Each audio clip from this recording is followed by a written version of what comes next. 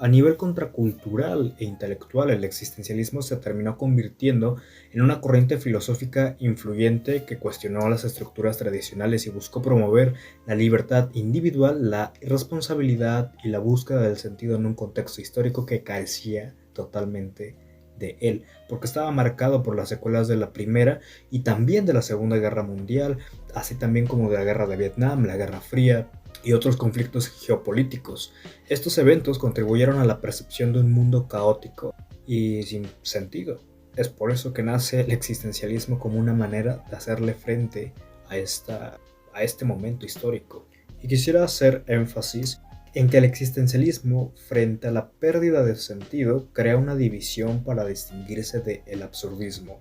Ambas corrientes son similares, pero no son lo mismo. Mientras el existencialismo sostiene que la vida o el sentido es algo que nosotros debemos crear por cuanto no lo tiene, el absurdismo sostiene que la vida es absurda y que no tiene sentido, por lo tanto no hay que buscarlo, sino que más bien hay que aceptarlo. Quiero contextualizar sobre cómo se crea el existencialismo, qué busca el existencialismo y cómo influyó el existencialismo. Porque primero, partiendo de la base del propio existencialismo, mucho existencialismo está pues en Kierkegaard. Lean este libro, La enfermedad mortal. Es un libro muy difícil, pero de ahí parte el existencialismo. También de personajes como Hegel, Marx, en la filosofía fenomenológica de Husserl y en el pensamiento de Nietzsche. Después de la Segunda Guerra Mundial ya vienen los exponentes que actualmente como conocemos, que pues, son los tres, la triada de Heidegger, Sartre y Camus. Y también Jaspers, porque fueron quienes obtuvieron gran popularidad con las tesis que terminaron haciendo en ese momento. Estas estaban expuestas en obras, por ejemplo, de Sartre, El Muro. No, esta es la náusea. La náusea. El Muro. Para mí estos dos libros son una joya. En Camus, por ejemplo, estaba El mito de Sísifo, La peste, El extranjero, El hombre rebelde. También en Sartre estaba El ser y la nada. Y por ejemplo en Heidegger El ser y el tiempo. Y en Jasper La filosofía de la existencia. Todas estas obras pues terminaron generando una fuerte excitación entre varios jóvenes franceses, porque pues ahí surge el existencialismo con estos personajes. El existencialismo se hallaba sintonizado con todas estas ideas relacionadas con una corriente pesimista, desencantada. El hombre es una pasión inútil, decía Sartre, pero humanista e incluso con algunos tintes románticos. En todo caso expresaba la atmósfera desoladora que pendía en Europa después de los nazis fascistas y la bomba atómica. Los jóvenes franceses, finalmente dejándose llevar por autores como Sartre o finalmente por los autores del existencialismo, comenzaron a vestirse de negro, se dejaban la barba, el bigote, eran jóvenes sensibles, insatisfechos y se las pasaban en las cafeterías y bares en Saint-Germain-des-Prés, donde se puede encontrar a Sartre o a Jean-Paul Sartre y a Simone de Beauvoir.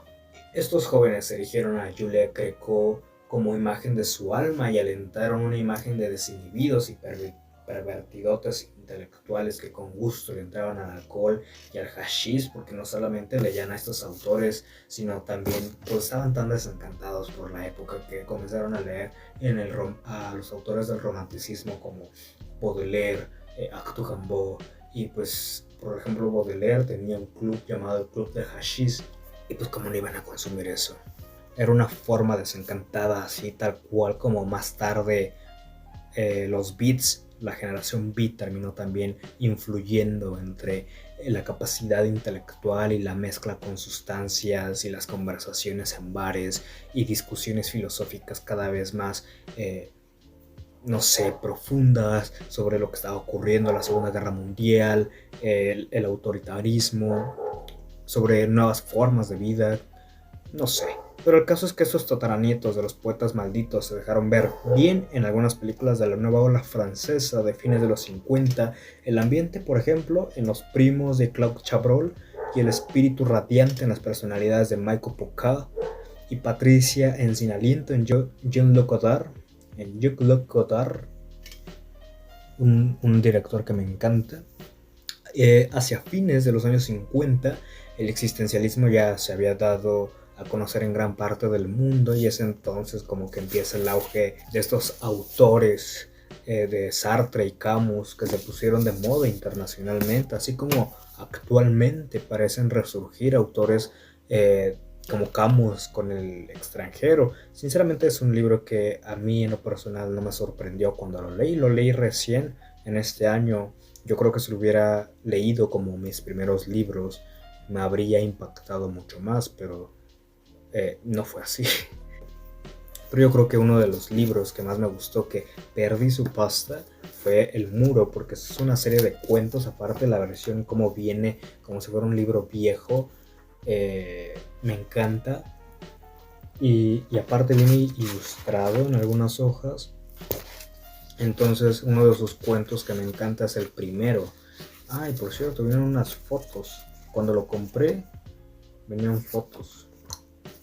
Pero pues también hay que tener en cuenta de que en México surgió el existencialismo a su manera. Osvaldo Díaz Ruanota, a finales de los 50, llamó la propia filosofía mexicana como los existencialistas mexicanos, que eran Emilio Uranga, Jorge Portilla, Joaquín Sánchez, MacGregor Antonio Gómez Robledo, Leopoldo Sea, que yo tengo un libro de Leopoldo Sea que explica la introducción a la filosofía, que lo leí hace 1000 años, yo creo que cuando apenas estaba descubriendo la filosofía. Y yo creo que lo quiero hacer un curso para ustedes y enseñarles un poco sobre lo que yo aprendí y cómo me hubiera encantado a mí aprenderlo, facilitárselos. Y entre otros autores también está Manuel Cabrera, quien era amigo de Heidegger, Luis Villoro y otros alumnos de José Gauss. Algunos de ellos formaron el grupo Hiparión y escribieron estudios sobre el ser del mexicano desde un punto de vista sartreano, heideggeriano, kierkegaardiano, husserliano, camusino. Y por cierto, entre los existencialistas mexicanos, Díaz Ruanota, quien posiciona como este término del existencialismo mexicano, también incluye al famoso José Revueltas. Ahora tengo un moverme yo. Bueno, el caso es que, José Revueltas, quien a pesar de que siempre profesó la doctrina marxista, en su literatura muchas veces se vio como auténtico existencialista. Al final, pues todos estos maestros que yo menciono, pues le dieron como vida a la perspectiva existencial desde el mexicano. Pero por otro lado de la contracultura, a principios de los 60, cuando los doctores hipariones ya no se interesaban por el existencialismo, o no tanto, en México se empezaron a ver también algunos jóvenes de la clase media urbana con cara de genios incomprendidos que leían a Lagerbies, a los poetas Beats, a Hermann Hesse, vestían suéteres negros de cuello de tortuga y asistían a los cafés existencialistas, totalmente mamadores. De pronto, pues estos habían brotado en la Ciudad de México a principios de los 60 y tenían nombre ad hoc en los cafés como El Gato Rojo, La Rana Sabia, Punto de Fuga, El Gato Lote, El Coyote Flaco, Acuario. En ellos se bebía café, se oía jazz y a veces pues se leían algunos poemas.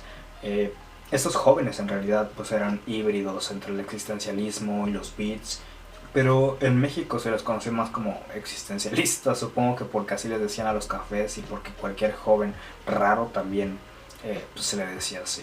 Y bueno, gran parte de la información que les acabo de explicar pues lo terminé sacando de este libro, La Contracultura de José Agustín.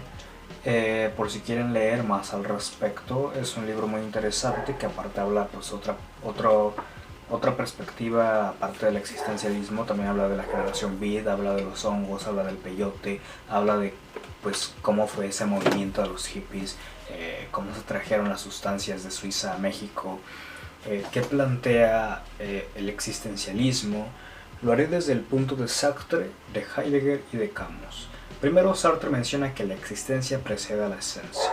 La existencia precede a la esencia significaría que primero nacemos como seres humanos y luego a través de nuestras elecciones y experiencias definimos quiénes somos sin tener una naturaleza innata que nos dicte un propósito o destino, enfatizando así la importancia de la propia libertad que tenemos y la responsabilidad personal sobre nuestras propias decisiones en la construcción de nuestra identidad y sentido de la vida.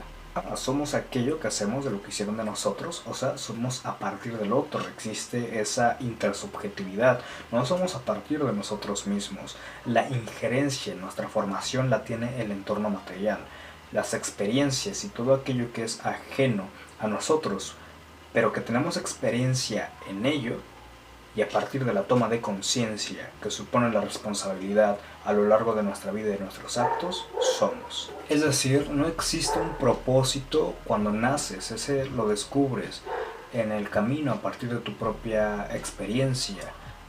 Y de hecho me hace recordar un poco al Zaratustra de Nietzsche, que tiene unos versos así hermosos en un párrafo que explica un poco eso, porque Nietzsche también como que fue muy influyente en la parte del existencialismo, que citándolo dice: por muchos caminos diferentes y de múltiples modos llegué a mi verdad, no por una única escala ascendí hasta la altura desde donde mis ojos recorren el mundo.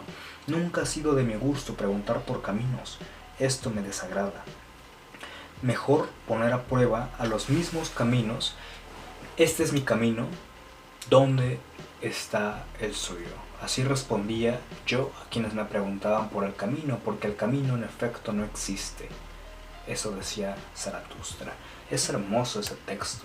Les recomiendo, si no han leído el Zaratustra, si quieren comenzar a leer, no empezar por el Zaratustra. No, digo, si quieren leer al Zaratustra, léanlo. No le van a entender a lo mejor si es la primera vez que leen algo así, porque sí es un libro complicado, lleno de parábolas, metáforas, poesía, no sé, ni siquiera es un libro que entra en una categoría. Pero se los recomiendo. Sí, o sea, para que no se queden con las ganas, a lo mejor una frase les resuena y la desarrollan, le mueven las palabras del lugar, la desglosan, dicen que piensan, no lo sé. A mí, por ejemplo, acabo de incluir una frase que posiblemente no tenía nada que ver, pero a mí me resonó de esta manera para incluirla en qué supone el existencialismo de Sartre, de la existencia precede a la esencia, sobre cómo elegir un camino a partir de esto.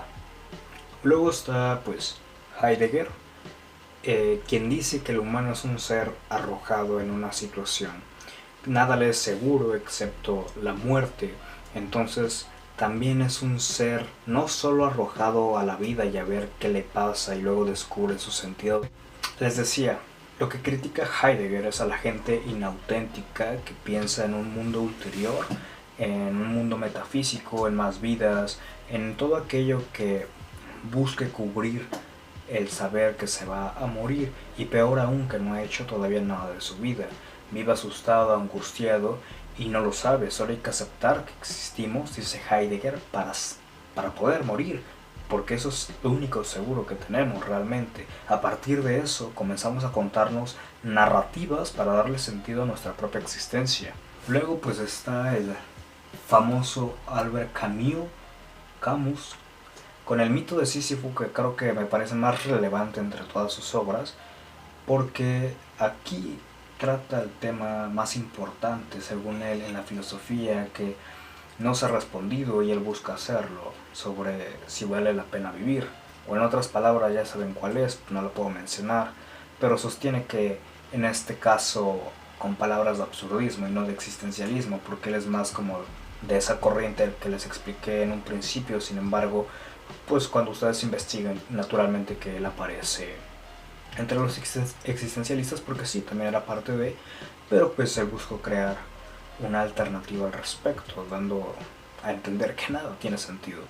Pero bueno, les explico. Para él el absurdo surge en la confrontación entre el deseo de encontrar significado y propósito en un mundo aparentemente caótico e irracional. Porque ya que eludir el absurdo equivale a negar la propia vida, si se dan cuenta todo el tiempo trata sobre la responsabilidad del existencialismo. Desde la existencia precede la esencia y uno tiene que hacerse responsable de sus propios actos por cuanto tiene libertad, por cuanto la libertad proviene de la conciencia de tus actos y sobre las variables que deberías de contemplar o cuestionar sobre qué te llevaron ahí. Por tanto, no debe confundirse el existencialismo o el absurdismo con el nihilismo que comúnmente se hace, donde creemos que nada importa y todo está permitido por ende. Por el contrario, la vida, si tiene algún sentido, es aquel que nosotros le damos. Existir entonces es tu propia existencia. Luego entonces, ¿qué buscó el existencialismo? Sobre todo el existencialismo del siglo XX. Tuvo importantes consecuencias en diversas áreas de la vida y la cultura. Por ejemplo, llegó a marcar un estilo de vida que suponía la responsabilidad y la autenticidad personal. El existencialismo promovía la idea de que los individuos, como les digo, el existencialismo trata mucho sobre responsabilidad. Promovía que los individuos son responsables de crear su propia existencia y darle significado por cuanto no lo tiene. Esto significa que cada persona tiene la responsabilidad de tomar decisiones significativas en su vida y vivir auténticamente en línea con sus valores y deseos, en lugar de simplemente seguir normas preestablecidas. El existencialismo enfatiza la importancia de la elección individual y las decisiones conscientes. También pensar que tuvo gran influencia en lo que fue la cultura y las artes, desde que el existencialismo tuvo un impacto, por ejemplo, en la literatura, el cine, el teatro y el arte en general. Podemos ver autores como Beckett, podemos ver autores músicos como Bob Dylan, en el cine Jean-Luc Godard, en la literatura toda la generación beat, y luego entonces también más adelante en la contracultura de los 60, que adoptó muchas ideas que provenían del existencialismo, especialmente en lo que respecta a la búsqueda de la libertad, la autorrealización y la crítica de las normas sociales y políticas establecidas. Movimientos contraculturales como el movimiento hippie abogaban por la experimentación, por la paz, por el amor y la liberación de las convenciones sociales. Estos ideales reflejaban en muchos aspectos la influencia de los existencialistas en la sociedad en la época. Pero también el existencialismo fue una forma de resistencia ante la política y el autoritarismo. Por ejemplo, a promover la responsabilidad personal y la conciencia crítica como medios para desafiar estructuras de poder opresivas. Durante el siglo XX, esta filosofía inspiró a muchas personas y movimientos que lucharon por la justicia social y los derechos humanos en todo. Les digo, igualmente, así como surge el movimiento de la cultura hippie, fue en parte porque tomaron preceptos que el existencialismo ya tenía, e incluso la generación beat también tomó ideas de ahí. Existe una diferencia entre 5 y 10 años de surgimiento. Entonces la cuestión es, para mí, si la historia se está aproximando a su fin o si por el contrario nos encontramos en el umbral de una nueva era. Porque ya no somos solamente ciudadanos de un determinado estado, sino que más bien vivimos en una civilización planetaria, global, en cuanto a la cuestión de la comunicación. Pero retorno a Yuval Noah Harari. Nos estamos esforzando por llegar al final de la historia de nuestra especie. Pero eso ya es otro tema. Pero para mí eso es una conclusión para el existencialismo, porque ¿cuál es el sentido de la vida si estamos haciendo eso? Aproximándonos a nuestra propia extinción. Y ya lo platicaré un poco más en la generación beat, pero bueno, eso será todo. Ya no tengo batería. Ojalá les haya gustado y nos vemos en el próximo video.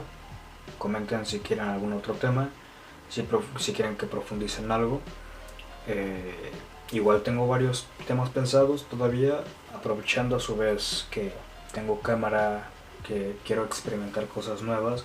Incluso como que estos videos se vuelven mucho más interesantes por cómo se ve la iluminación, la calidad de imagen y los temas que toco, no lo sé. Aquí tengo una vela, si lo hubiera aprendido se habría visto todavía mucho más victoriano, pero ya se va a acabar y no sé todavía dónde se compran y la necesito para hacer otras cosas.